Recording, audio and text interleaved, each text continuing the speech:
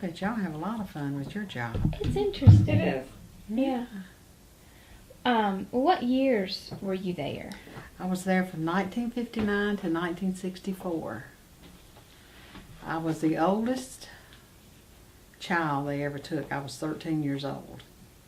And my family, the Crutchfield side, there was a minister to the deaf. His name was Jim Fortune, and he was an Episcopal priest. So that's how we got into Thompson Orphanage. And but it wasn't a long time, but it seemed like it was forever.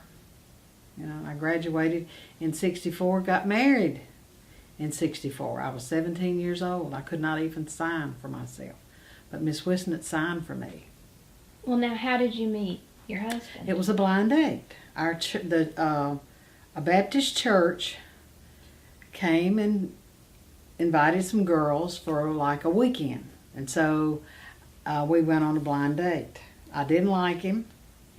He was very funny. I was very reserved, very shy, very cautious, and but that's how I met him. And we've lost track of the other couple a long time ago. I've been married 48 years this July. Yeah.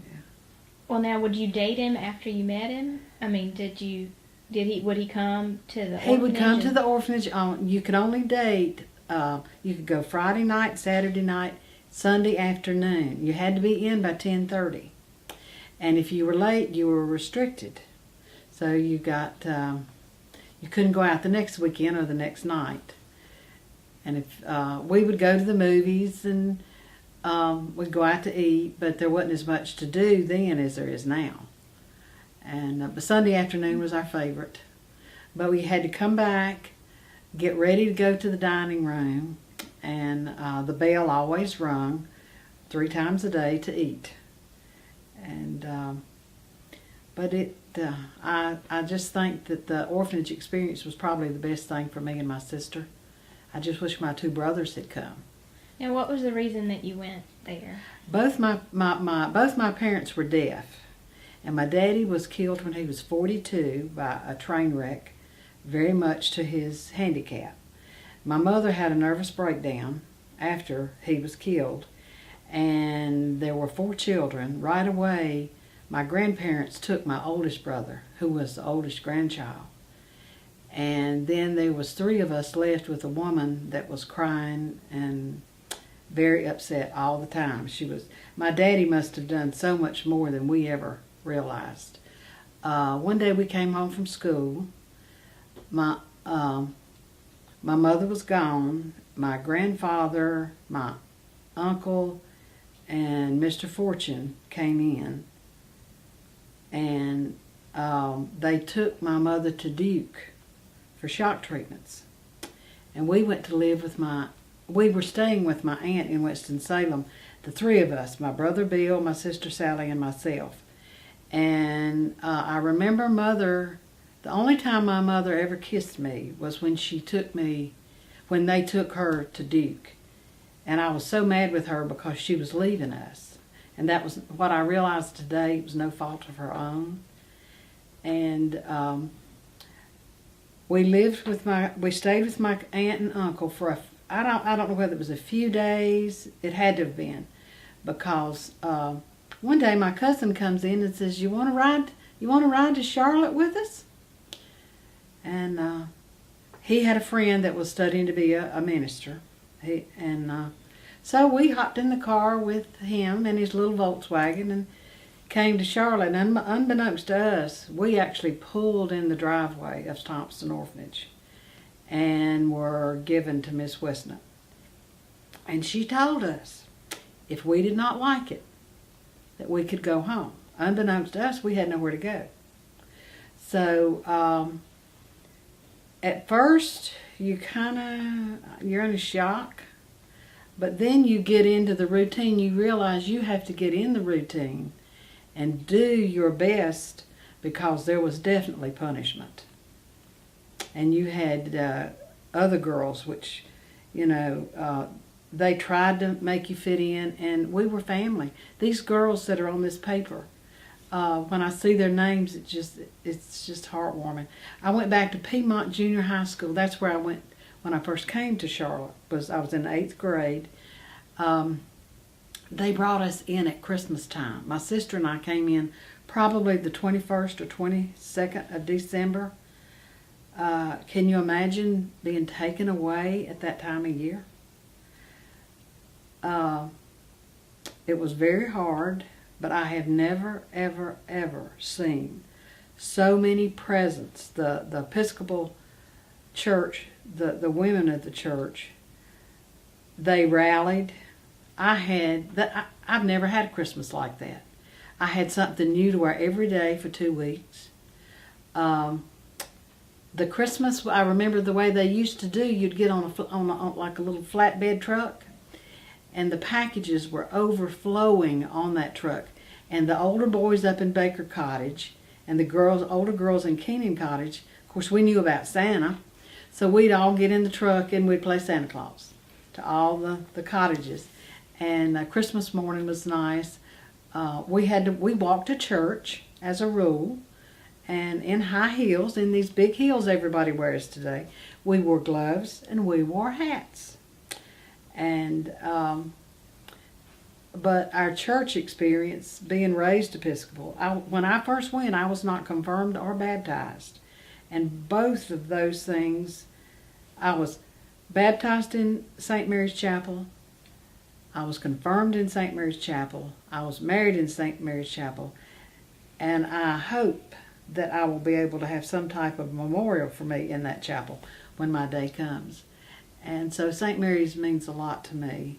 And my friends there, my brothers and sisters of Thompson Orphanage, mean a lot to me. And my children know exactly where I come from.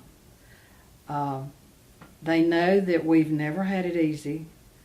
You just fight for everything you got. But I think the orphanages should come back. I think boys and girls should be separated. Because there's differences. You've got hormones today, and I saw nothing wrong with living on one side of the campus with binoculars, and boys on the other side, and I'm sure they had binoculars. We had no air conditioning.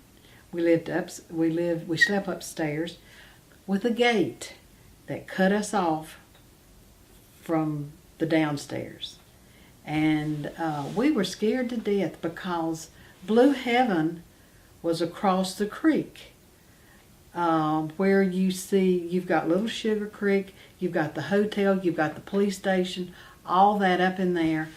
That was Blue Heaven, and we used to walk to the movies downtown and walk home, and we would be fearful of what was going to get us, because we would run all the way from downtown all the way to the orphanage, and you had to be there at 10:30.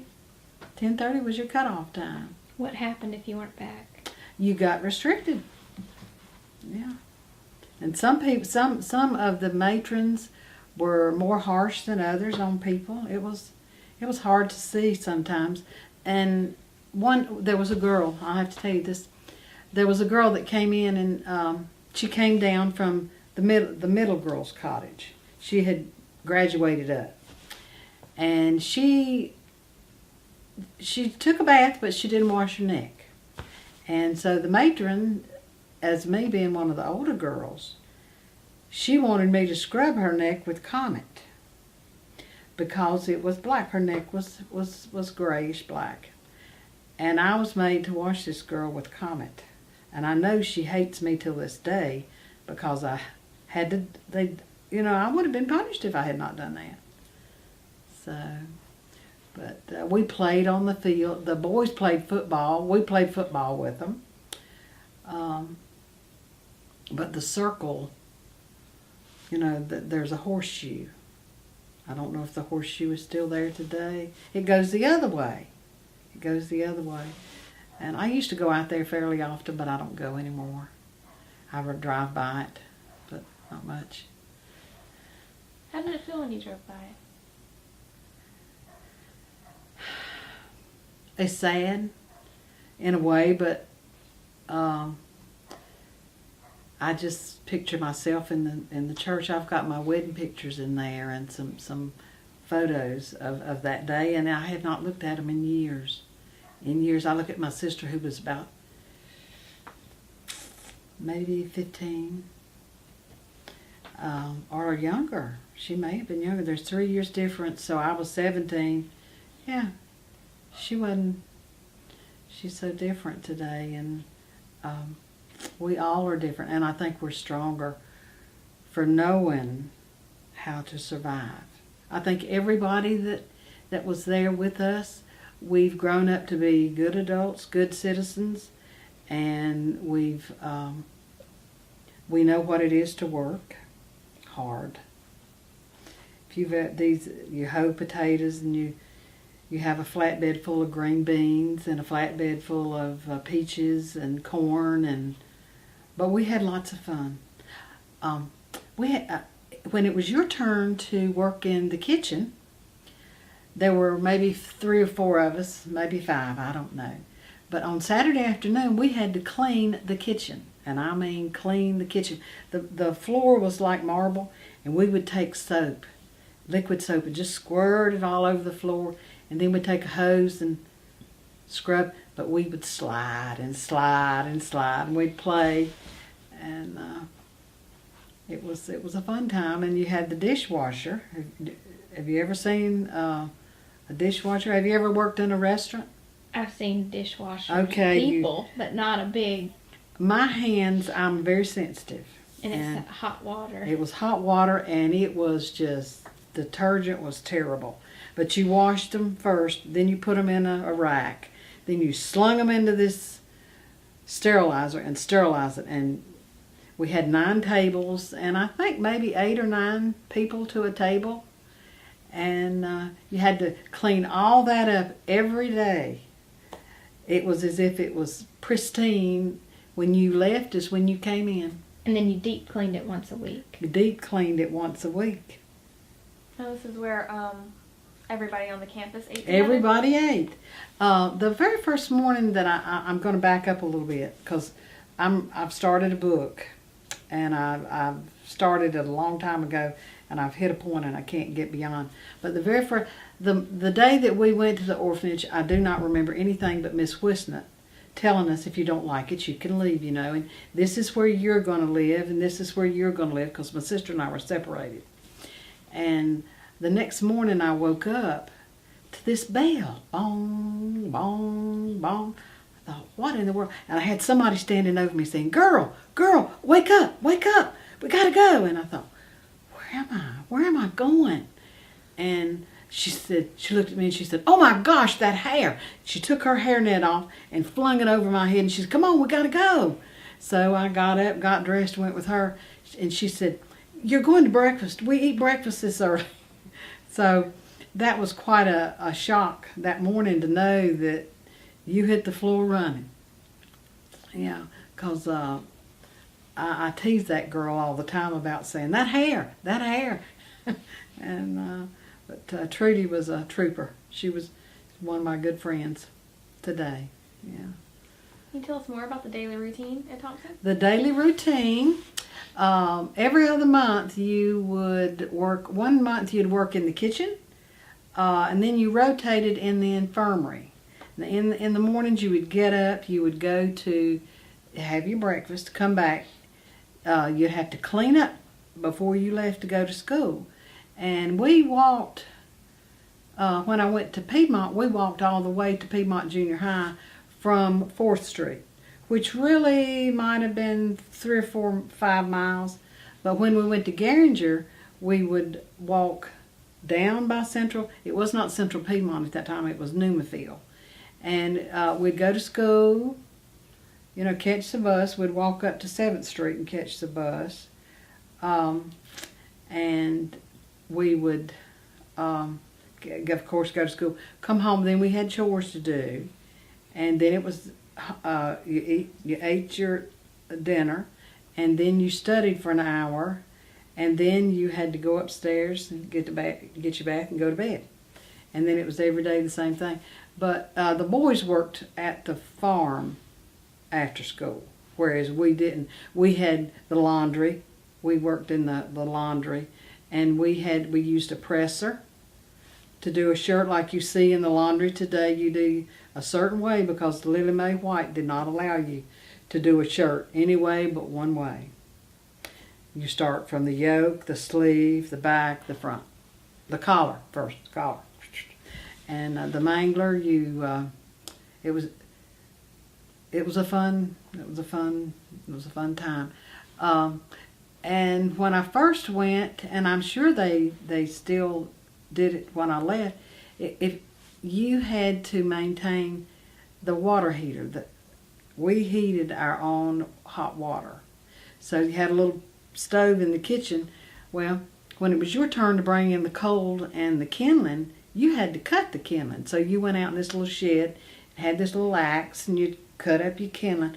Now, you have to realize, Blue Heaven was across the creek from us, and we were scared to death. I was scared to death, to be honest with you, for what would happen. And but we'd bring it in and start the fire, and then you hoped it was enough hot water for everybody. And then in the kitchen, there was one instance where I got up, and I was very sleepy and going up the hill, and all of a sudden I see these headlights coming up behind me.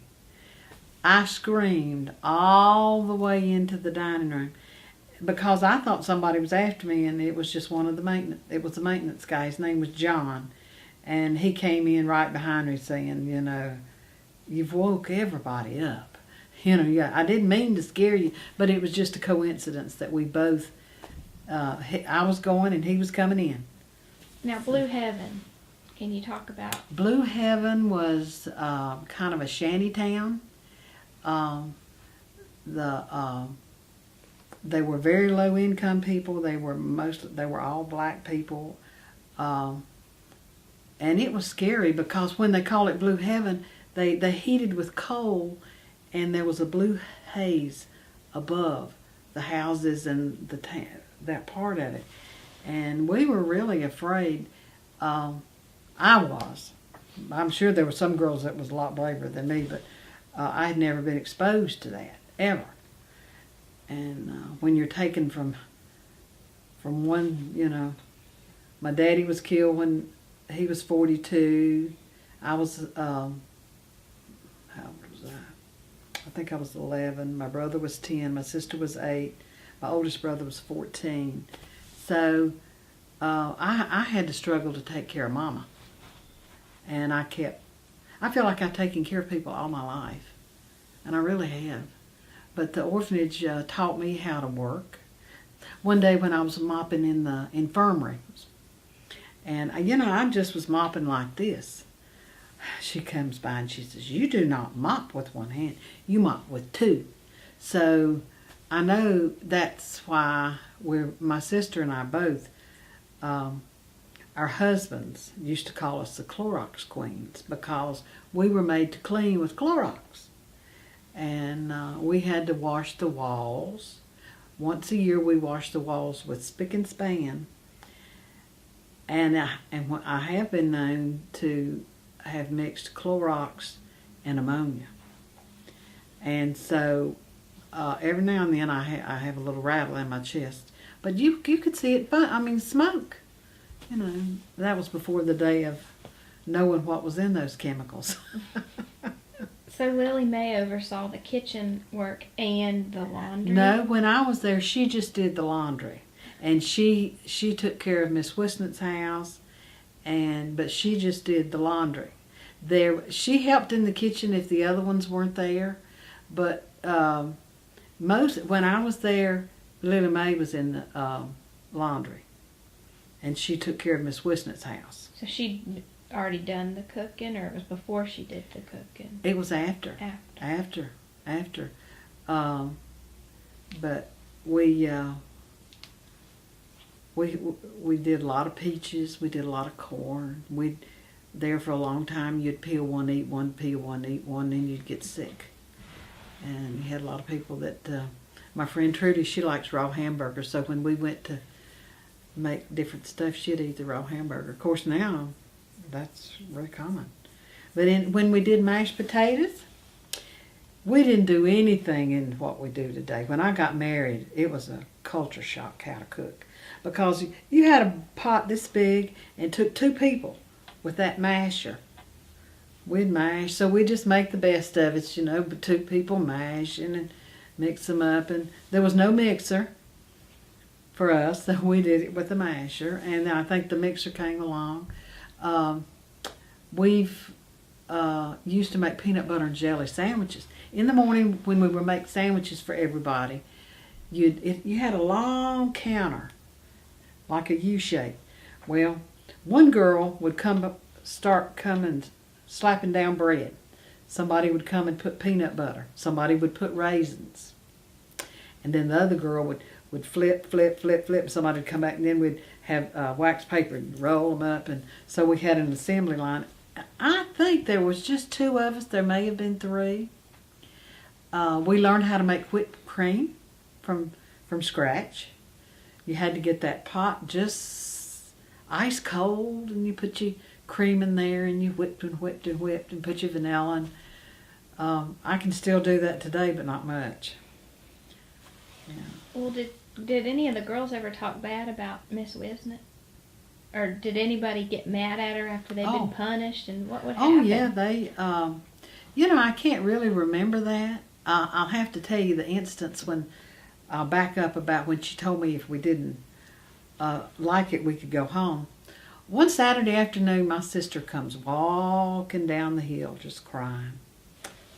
She said she didn't like it. She wanted to go home. So I just take my sister and we go up the hill to Miss Wisnett. And she had laryngitis, if I remember correctly. Well, I went in and told her we wanted to go home. She picked me up, and she shook me, and I yelled and yelled and yelled. Mr. Wisnett comes running through the house, through the main building, yelling, "Put her down, put her down." So Mrs. Wisnett was very, very, very strict. And you did what she said, or you caught the wrath of either one of them. He was more gentle than she was, but we never, ever, ever went without. We had clothes, we had shoes, we had food, we had a warm place to live, and we were taught right from wrong. We were taught to respect, and we got our church. I mean, I'm very faith. I have a lot of faith. And a lot of things have gone bad in my life, but I know that things happen for a reason. If I had not gone there, I wouldn't have met my husband. And it just kind of opens different doors. And look at all the sisters I have. Look at all the brothers I have. But Bill Queen, did they give you Bill Queen's name? Wonder why. I think he's been mentioned. Okay. I think Bill and Al Queen, they're brothers. I've heard about Al. I think Stella has maybe Al's story, but we don't have Bill's. Bill. And then, Yeah, Bill Queen, he and I went to a prom in junior high school together. But I don't have bad feelings about it at all. I guess I was like a mule.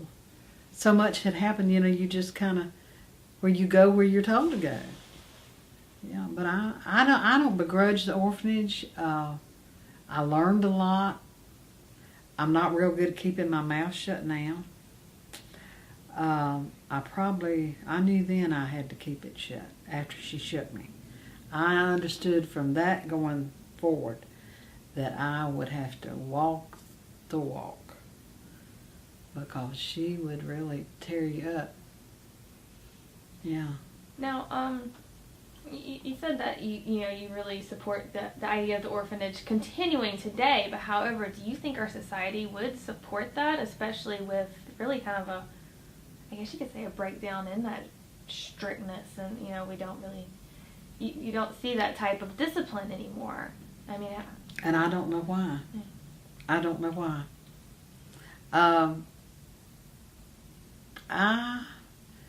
When I see that when a man has shook a child until it's, has brain damage, and people have to watch their children today. I mean, they have to watch them. I don't object to discipline. I object to, what word am I looking for? Abuse. Terrible abuse. You can be verbally abused, sexually abused, physically abused, but that just never happened there. And I think when you've got, I really think they should go back to the way it was. My heart says yes. Maybe you have the 1%ers that are abusive, take advantage of the situation, but I can honestly say the whole time I was there, I was never abused in any way, shape, or form. That I remember. My sister may have a different story, but she won't talk about it. And as you can tell, I've kind of forgotten a lot of it. You know, I've had to put a lot back in that storage unit. Because I really haven't even thought about it until you called. Stella called me, but I have started my book. And I just don't know how to go forward with it because I'm backing up. Mm-hmm. See, I'm backing up. But I just think the orphanage was the best thing for me and my sister. I just still wish my brothers had come. Girls did not get a college education. Girls were to go to business school. When I graduated, before I graduated, Pop Whistler had asked me what I wanted to do. First thing I said, I would like to join.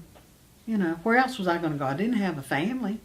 Even though my family, my dad's side was large, my mother's side was large, they didn't take us. I said, well, I think I'd like to join the service. He says, oh, no, only queers join the service. So, you know how that's the way he thought. And then I said, well, I'd like to go to cosmetology school. You know, that's decent. You're too smart for that. Well, my first thing, let me back up. The first thing I said, I want to go to college. I want to go to college. He said, no, girls do not go to college here. The money is for the boys. So then I said, well, the service. He said, no. Cosmetology, no. And then I said, because I think I was already engaged. And I said, well, I guess I'll have to go to business school, won't I? And he said, that's the only option you have. Get married and go. He said, we'll pay for business school. So I went to business school for about 18 months. And they paid for it? They paid for it. Mm-hmm. Yes. Mm-hmm. I mean, it's not, they didn't throw me to the wolves.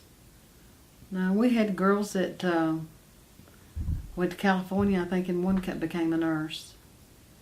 But the boys and girls were different. I mean, it was just like the old days. The girls do the work. The boys did the work too. But it was different. Boys were different. They were on a different, in my eyes, a little different level. But there was no money for us. There was one woman and her name was Penny. She was one of the special ones. Oh, I can't ever remember her name, Penny. I think she got to go to school, but it was way after she left. I don't know whether her husband paid for it or what. Go to the farm, and there would be leeches in the lake, and we'd get in the lake, and the cows would be in the lake, and I can't believe we actually got in the lake.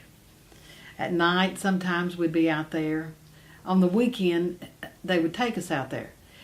And in the summertime, we'd stay late, and they'd have, I remember, a bonfire.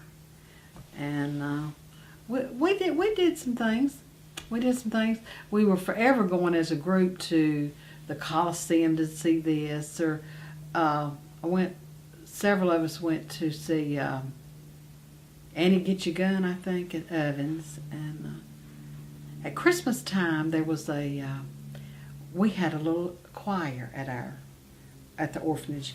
We wore red skirts and big white fluffy robe, the cutoff robe with a big bow.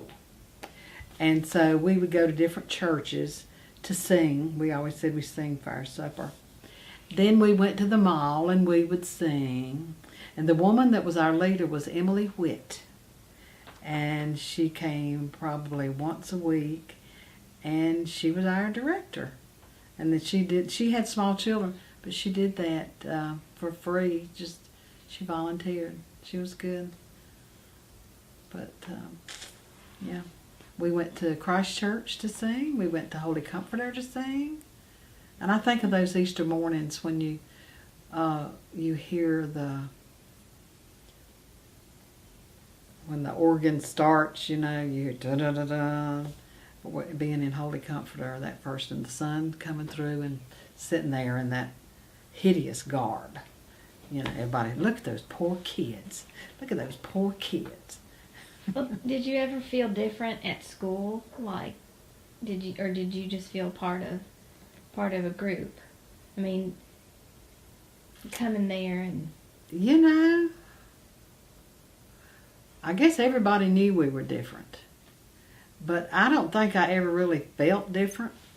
My nature is not to be that way, that we're all one. You may have more than me or vice versa. But I will be honest with you, I did not do very well in school. And I really didn't realize why until maybe 4 or 5 years ago. The focus was not on school. The focus was on surviving. I really do realize that now. That you had no help. I mean, you either got it or you didn't. And, when you're fearful of, I've got to be here and there and do this and that and behave, you just, but I really did not realize, because I feel like I'm very intelligent, smart. I've worked for 40-something years, and but school was not our focus. Even though my report cards, when they signed them, one time I got, if you made an F, you had to bring home a paper every Friday signed saying that you completed all your work. And I think one time I got an F in biology. And I was on borderline on whether I was going to go to 12th grade or 10th, go from 10th to 11th. And I can remember staying up all night long studying for my exam. And I did real well on that exam. But that was because I really had to focus on it. But I didn't feel different, I don't think. Maybe when we all got together, we just laughed and cut up about it. Here comes a bunch of kids in a truck. They all know we from TO, coming down the road. Yeah. So studying wasn't really part of the curriculum? Were you just supposed to, at Thompson? We had an hour. You had an hour. Yeah. And the evening. And I don't remember that we ever got to stay over. You had to get in the bed. Yeah. Now, you were at Thompson at a time when it was starting to go through some transitions of leadership, like a couple years later, when the Wisnuts retired. And Mr. Noble I think he came in about that period as well, too. Now, are you familiar with John Shelby Spong? Mm-mm. He's a retired bishop of Diocese in New Jersey, but he served in diocese here in North Carolina during that period. And he was one of the main authors of a report on certain diocesan activities then that came out in 1959 at that convention, I believe. And one of his targets in the report was Thompson Orphanage. Mm-hmm. And this is a quote actually from a book he wrote in 2000, that the Wisnots were old-fashioned and that the orphanages should go through changes. And really this report kind of led to the changes that came about, and really the end of the way the orphanage that you have described was run. And how would you respond to his criticism? I guess I would have to gather facts to show how we turned out and how they're turning out today. I mean, because everything is based upon fact. You have to give you fact. So sometimes change isn't always good. Maybe you blossom a different way, but I would have to read that, I believe, to see what value he thinks, how he thinks that they were old-fashioned. We haven't gotten a hold of the report yet. We know it's there. We've read some of what he's written about it, and then we found an article from the Observer about 59 or so when the convention was here in Charlotte. And the name Spalding? Spong. Spong. S-P-O-N-G. He's Spong. He's still very active. He's extremely liberal, very, I guess, progressive, even you could say. He kind of transcends Episcopal ideology in a way. Really? Yeah, he's very interesting, though. I've read a little of his stuff. I'll have to find some of it. He's very push the envelope. So. But I went and had a massage one day, and it was up here at Massage Height, and the girl and I got to talking, and unbeknownst, I mean, she didn't know I was from the orphanage, and neither did I know that she had been at Thompson Child Care Service. And she had been in and out of foster care. She went into Thompson, and then she said she just couldn't take it. So what do you do when you divorce your parents? And she, at 16 years old, she did that. And so she's been on her own since she's 16 years old. And when I heard her story about, living with guys and doing this, and she's had a baby, and she would have never hit the street if she had been where I am, unless she got caught doing something wrong with a boy. Because there was one girl that was kicked out. That she got caught in the coal bin with this other guy. They were kicked out that night. And but the tolerance was none. There was no scale, as to what you did. If you did it, you paid for it, and she did. And he did too. Was there an understanding as children that was for their own good, or that like a comfort there, or no. So at the time, it was just you did it. You just did it. Yeah. Yeah. But then looking back on it, do you think others realized that it was for their own good, or that it was a caring way? I think it was survival.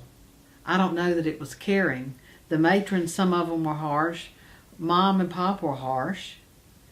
You've kind of opened the door for me to think about that now. Yeah, which I really didn't think of. I just would hate to have to go through what these kids go through today. If I were in the same situation today as I was then, and my sister and I go into that, I really would. I don't know which way I would go, thought-wise. I'm sure it's going to be hard. I'm sure it's hard out there today. I cut myself off from that when the girl got pregnant out there, because I still don't agree of putting boys and girls in the same house, trying to make a family of something that's never going to be a family. All they're trying to do is rehabilitate them and get them back out. And I've been through a lot of therapy. And I've never really talked about the orphanage. That's not been my issue. And I can see where some people would get hung up on that as being an issue, how they were treated.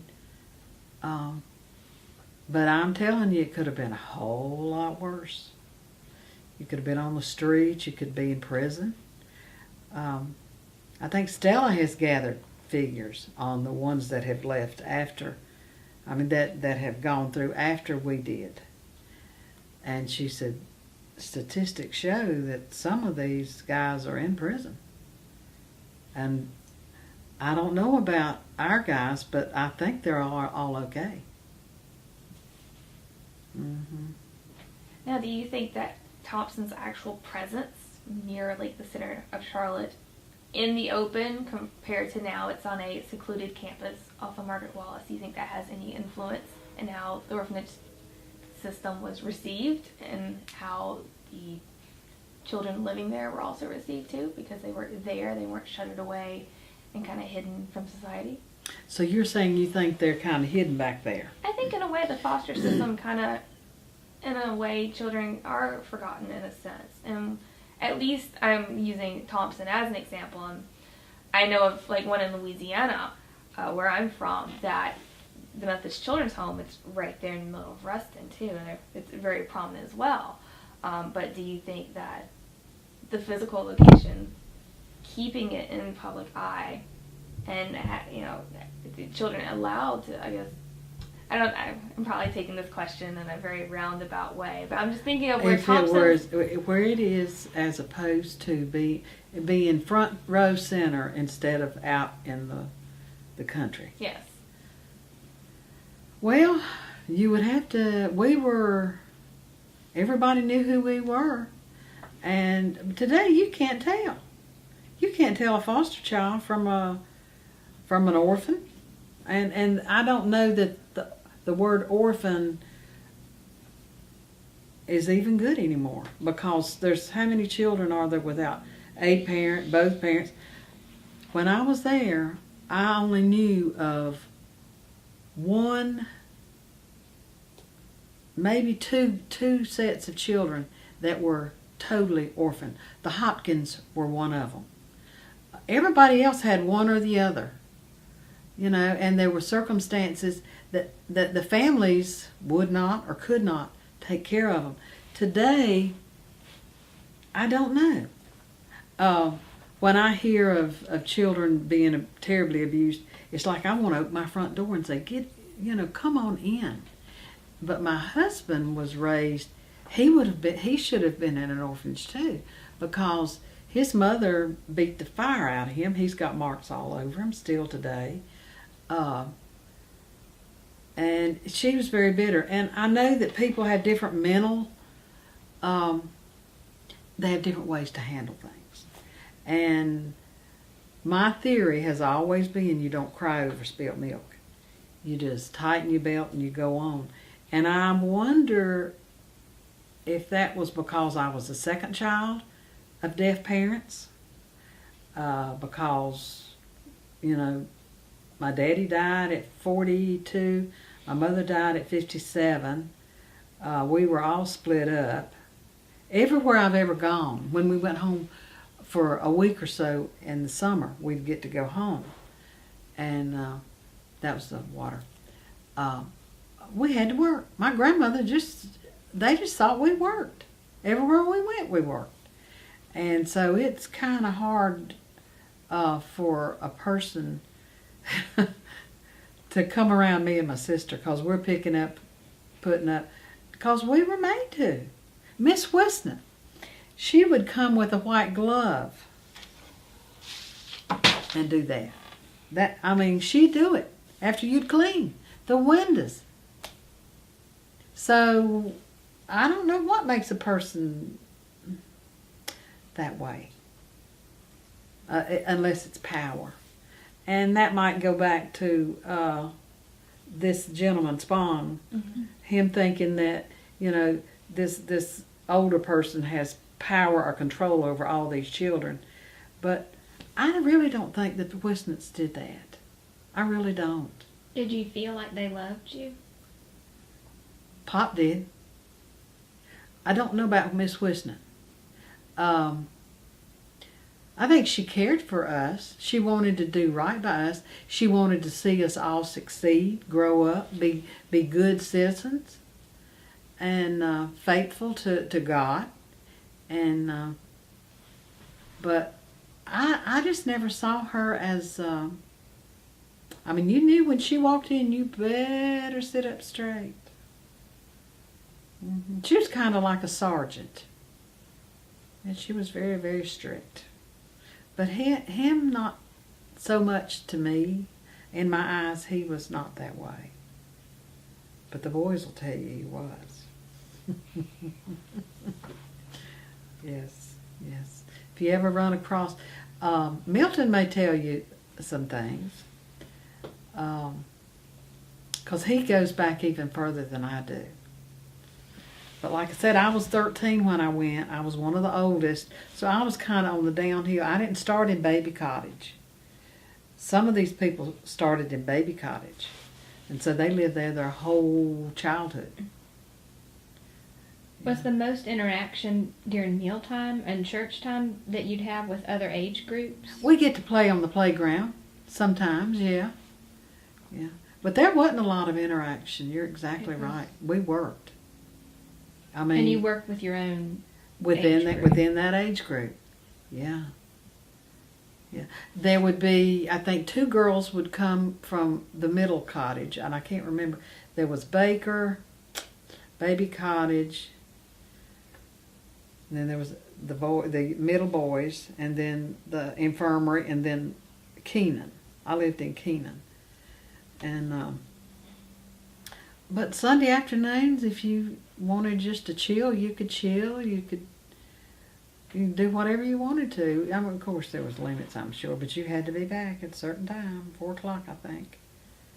And but it was. I do not. I just don't agree with putting kids where they are today. I mean, they put them back in foster home if it doesn't work, and but you know, where are they going to go? If there was an orphanage today, I'd hate to run it, because you have to go through certain cycles. I mean, just like in a company, you have to go through a whole regime, clean out, and then the whole thought process. But there needs to be discipline and respect. And when I was going out there, I just saw that these children just were craving love. They needed love. And we may have done that. I don't know. One girl was adopted while I was there. And they took her, and we were told never to try to communicate with her. And she was an older girl. Would that happen often? That's the only time I remember it. She was a beautiful girl. Had black hair, blue eyes. She was just a beautiful girl. And her sister was redheaded with blue eyes. So, but we just never... But they only adopted the one. The one. Mm-hmm.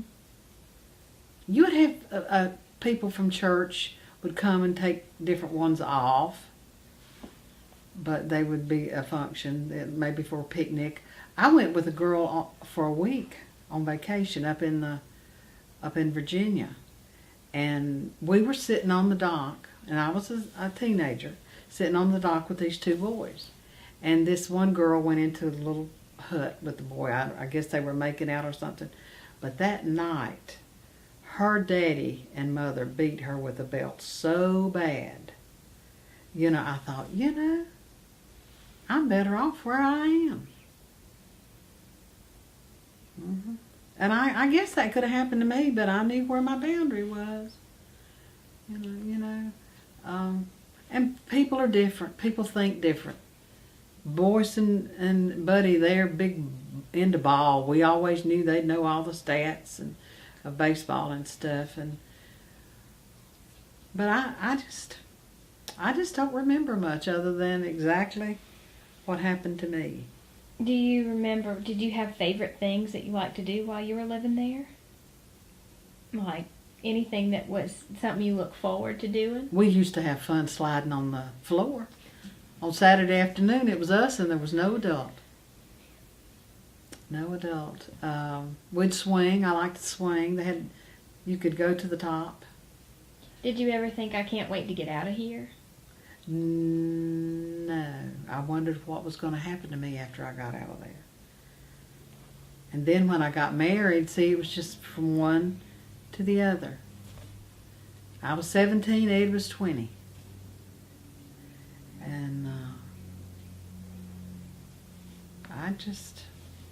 I mean, I just always wondered what was going to happen. And I guess that's why I'm as independent as I am, because if anything happens, I know that I can take care of myself.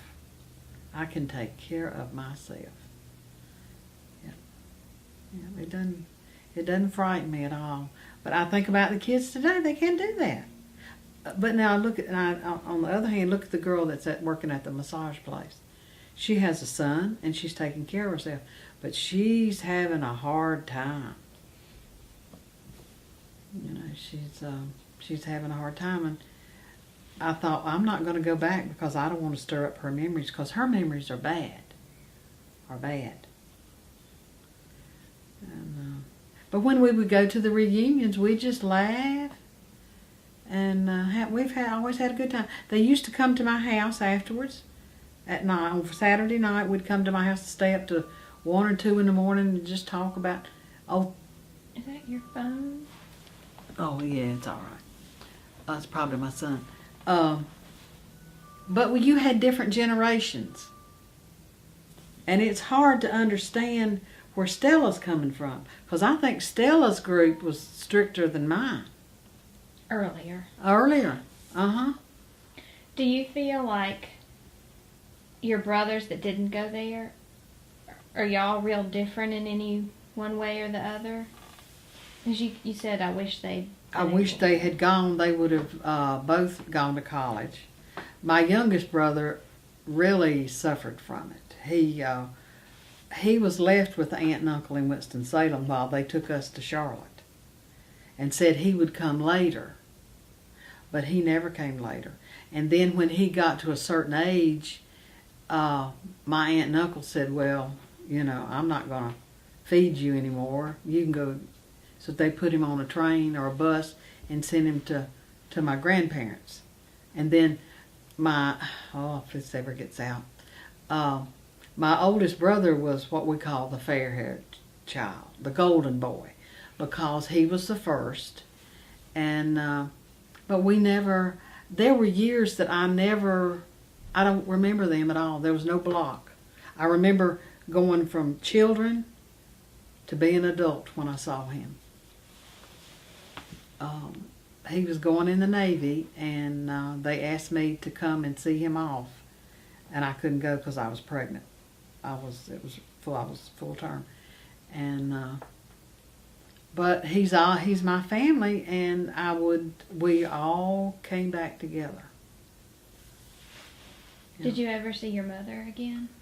Yeah, my mother had a nervous breakdown. She went to Duke. She came back. She lived with my grandparents. She was in the bed 10 years, and the neighbors could hear her. She had a definite mental problem. She was schizophrenic. She saw eyes in the walls and all. Then they put her in Broughton. And when she came out of Broughton, my mother went in at 86 pounds.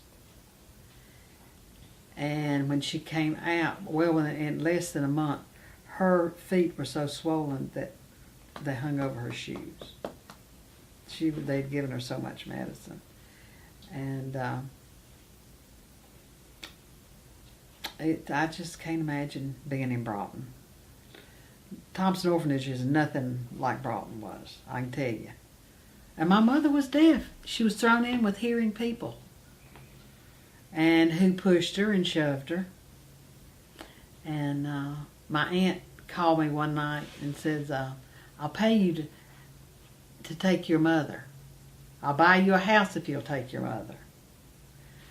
Well, they had not treated my mother very well, and then they wanted us to take her. Well, I know she's my mother, but I never had a mother. If that makes sense.